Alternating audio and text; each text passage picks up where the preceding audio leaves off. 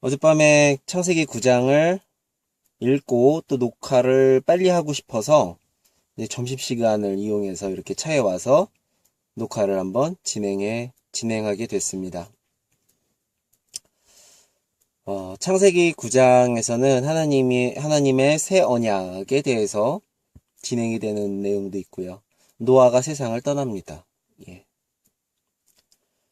새 언약에 대해서는 하나님이 인간의 어떤 의사를 물거나 하지 않으십니다. 그냥 하나님의 독단적인 모습을 보이시는데요. 그건 다 인간에게 가장 좋은 인간을 위한 사랑을 베풀기 위해서입니다. 그걸 깨닫지 못하는 인간이 동의할 리 없으니까 하나님께서 동의 없이 언약을 또 맺어주십니다. 창세기 때 맺은 언약과는 조금 다른데요. 아담에게는 생육하고 번성하고 충만하고 정복하고 다스리라는 내용을 창세기 1장 28절서부터 쭉 적혀 있습니다. 그러니까 생육하고 번성하고 충만하고 정복하고 다스리라.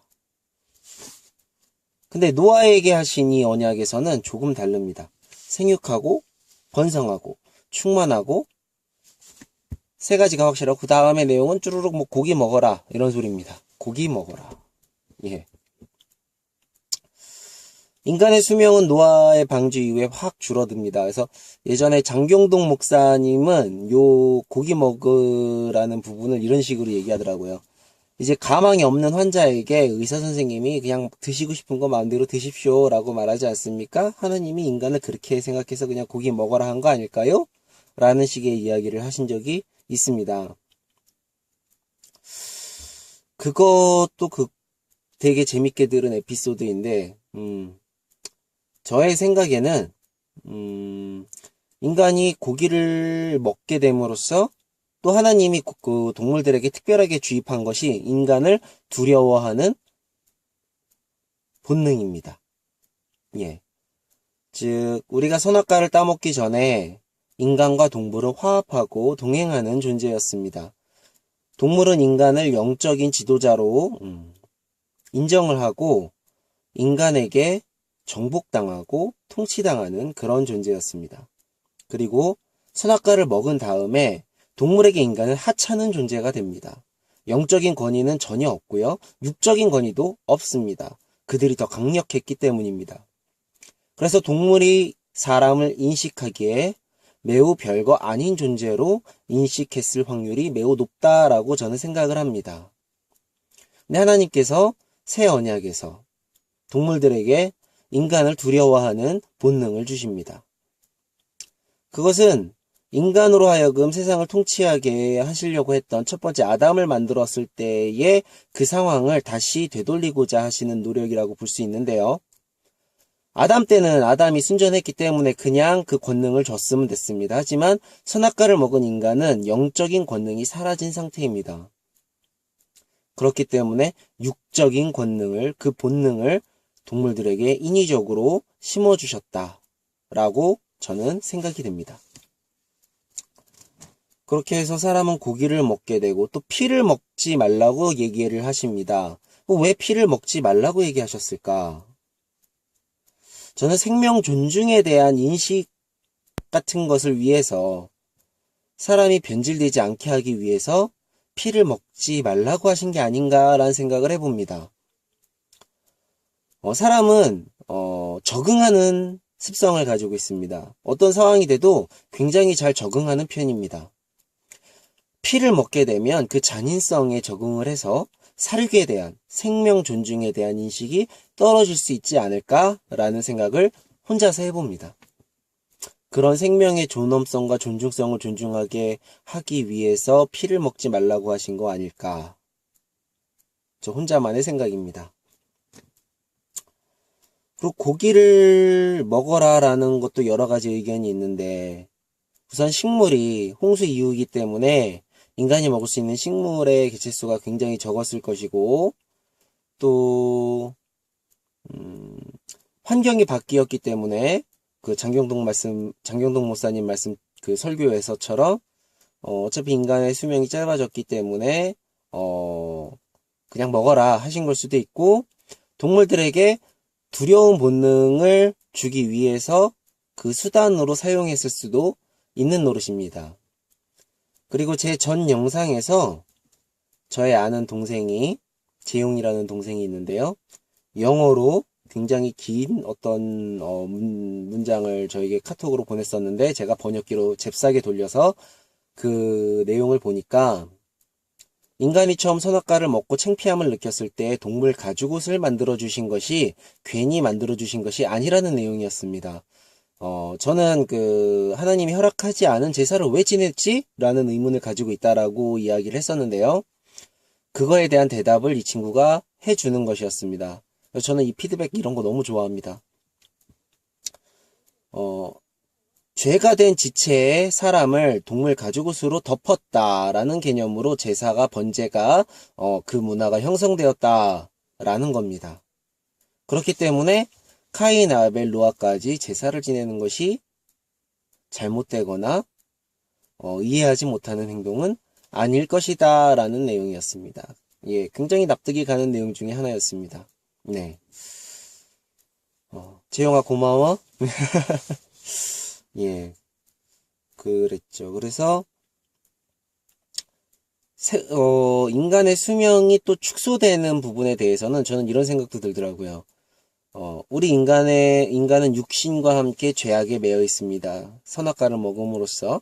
근데 그 수명을 줄여버린다는 거, 그 수명을 줄인다는 건 되도록 빨리 인간의 영혼을 죄악으로부터 건지시겠다라는 어떤 하나님의 사랑이 아닐까라는 생각을 혼자서 해봅니다. 저희 영상은 항상 저 혼자 하는 생각이 많습니다. 제가 이 시즌에 이런 생각을 했구나라는 걸 기록하기 위한 목적이 가장 크기 때문에요. 그리고 하나님이 제가 계속 얘기했듯이 다시는 물로 세상을 멸하지 않겠다라고 말씀하시는 겁니다. 그러니까 홍수로 죽었던 사람들은 특혜받은 것이라고 이야기한 적이 있습니다. 그들의 영혼을 한 번에 구원하시기 위해 홍수를 일으키셨다. 예. 그러니까 다시는 특별하게 그런 식으로 구원을 하지 않으시겠다라는 이야기도 되겠다라고 생각을 한다는 저의 의견이었습니다. 그리고 무지개를 보여주십니다. 교회에서 이 무지개 얘기를 잘 안 하는데 저는 개인적으로 이 무지개를 볼 때마다 이 하나님의 언약을 생각하는 그런 습관이 조금 생겼습니다. 하나님께서는 자신의 언약을 이 무지개를 보면서 그 사랑을 좀 기억해 달라고 하십니다. 거의 명령하듯이 이야기하십니다. 근데 우리는 왜 그 무지개 이야기를 잘 많이 하지 않을까요? 예, 그 아름다운 무지개를 보면 하나님이 우리를 얼마나 사랑하시는지 기억하셨으면 좋겠습니다. 이것도 제 개인적인 생각입니다. 그래서 노아는 농사를 짓게 됩니다. 포도를 저어서 아주 풍성하게 잘 농사를 지은 것 같습니다. 너무 기뻤던 것 같아요. 포도즙을 짜서 저장하려다가 그게 술이 됐겠죠? 포도가 술이 되는 걸 알고 있었던 것 같지는 않고요. 하여튼 포도는 숙성이 돼서 술이 됐습니다. 노아는 너무 즐거움에 그걸 많이 마셔서 만취가 돼서 하이실종으로 잠을 청합니다. 그 모습을 보고, 그 주사를 보고 노아에게는 3명의 아들이 있었죠. 셋, 함, 야벳. 함이 둘째 아들, 함이 노아의 하이실종 상태를 보고 두 형제에게 가서 이야기합니다. 그래서 두 형제가 뒷걸음질 쳐서 와서 노아의 하이를 가려줍니다. 술에서 깨어난 노아는 함을 책망하고 저주하면서 함의 아들인 가나안까지 저주를 합니다. 그래서 형제들의 종이 될 것이다 라고 저주를 해버립니다. 많은 교회에서 노아는 의인으로 알고 있습니다. 그렇기 때문에 노아가 저주를 한 이 사건에 대해서 노아에게 책망하는 설교는 거의 하지 않습니다. 그리고 함이 잘못했네. 사람의 허물을 덮어줄 줄 알아야지 라는 식의 설교를 합니다. 그리고 거기서 멈추면 좋은데, 자, 하나님이 세우신 리더자의 허물은 덮어줘야 된다. 그러지 않으면 저주받는 것이다. 라고까지 이야기할 때도 있습니다. 그러면 나쁩니다. 그러면 나빠요. 그 부분을 뺀다면, 나쁠 건 없습니다. 내용이. 그런데 제가 볼 때 이것은 노아의 큰 실수라고 생각합니다. 노아는 본인이 하나님이라도 된 양 저주를 합니다. 용서가 없습니다. 사랑이 없습니다. 자신의 창피함을 분노하는 그런 모습을 보입니다. 죄의 속성에 빠져서 농락당했다라고 생각합니다. 절대 노아가 잘한 일이라고 생각하지 않습니다. 그건 그냥 노아의 실수인 것 같습니다. 그리고 그렇게 노아는 950세를 살고 세상을 떠납니다. 해서 노아의 죽음까지 창세기 9장에서 볼 수 있었습니다. 포인트는 이거라고 생각합니다. 동물들이 인간을 두려워하는 본능이 생겼다. 그것은 하나님이 인간을 향한 사랑의 방법 중에 하나다. 인간에게 권위를 주시기 위한, 영적에서 육적인 권위를 다시 세우시기 위한 인간을 향한 굉장한 사랑이다. 사람을 향한 굉장한 사랑이다. 그리고 생명이 줄어드는 것, 인간의 생명이 줄어드는 것은 하루빨리 인간을 구원하시고자 하는 하나님의 사랑이다. 그리고 노아가 함의 자녀 가나안을 저주한 것, 자기 손자를 저주한 것은 실수다. 용서했었어야 된다. 이것이 저의 창세기 9장을 읽은 소감이며 감동이고 하나님의 사랑을 느끼는 어떤 색깔입니다. 여러분도 성경을 좀 많이 읽으시길 바라고요. 많은 정보, 꼭 성경이 아니더라도 동양고전 되게 재밌거든요. 동양고전이든 외경이든 닥치는 대로 그 정보를 수집해서 하나님이 정말 어떤 사랑을 가지고 계시고 어떤 사랑을 우리에게 베풀고 계시는지 올바로 아는 그런 신앙생활을 하시길 바랍니다. 그래서 이미 하나님께서 주신 모든 걸 주셨거든요. 저희에게 그 삶을 풍성하게 누리고 살았으면 좋겠습니다. 특히 제가요. 감사합니다. 창세기 10장에서 뵙도록 하겠습니다.